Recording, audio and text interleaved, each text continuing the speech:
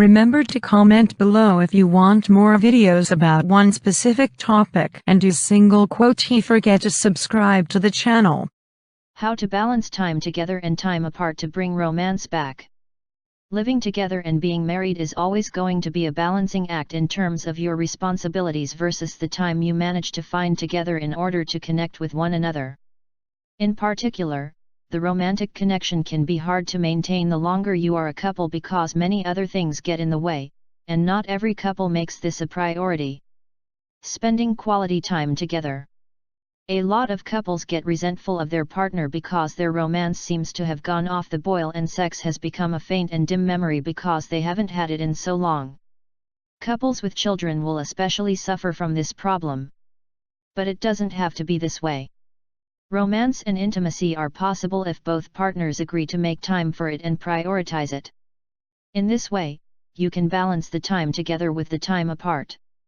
The romantic connection will be maintained, and intimacy will therefore remain an important part of your connection. What's your love language? The marriage counselor Dr. Gary Chapman has written a series of books about what he terms the 5 love languages: quality time, acts of service, praise, gifts, physical touch. He states that everyone has a primary and secondary love language, and that one of the reasons why couples have trouble in their relationships is because they don't speak the same love language. So for example, if you are working an 18-hour day in order to serve your family because that is your love language, but your spouse wants quality time with you, something is going to have to give. It can be difficult hearing that your partner is not happy when you are working so hard, but resentment and anger are not going to solve the problem. The good news is it might not even take that much of an adjustment. Setting aside just half an hour every night, for example, after the kids have gone to bed, where you spend time listening and talking, could make the other person feel you were putting them first. Maintaining your relationships.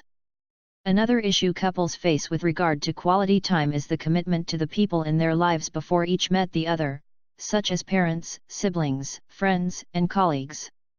It's unreasonable to expect them to just dump these people once they start dating or living with you. And chances are you would be pretty resentful if they asked you to stop seeing the people you care for. It's also pretty unreasonable to always want to tag along. It's one thing to feel included and welcome. It's another thing to be so insecure you don't trust your partner on a girls' or guys' night out, or begrudge them the time they go over to their parents' house to help with the cooking, cleaning or gardening. These commitments actually show how trustworthy your partner is. They don't just drop people when it's convenient. They show up, and deliver the goods. And in many cases, they actually recharge their batteries and can actually give you better quality time, however brief, because they are energized, have had a change of scenery, or are using skills they enjoy. Agreeing what quality time means. The best thing couples can do, especially if they think there is a disconnect with their love languages, is to discuss what quality time means to each person and how they can schedule it regularly. It might be date night once a week, or a shared activity such as a walk in the park before dinner. Scheduling sex may sound a bit forced, but it can also lead to a spring in your step and a twinkle in your eye knowing you'll be focusing on that aspect of your relationship that night. I know that you like it like that. I wear designer, check the name on the tag. White fox fur on my jacket. Excuse me, that's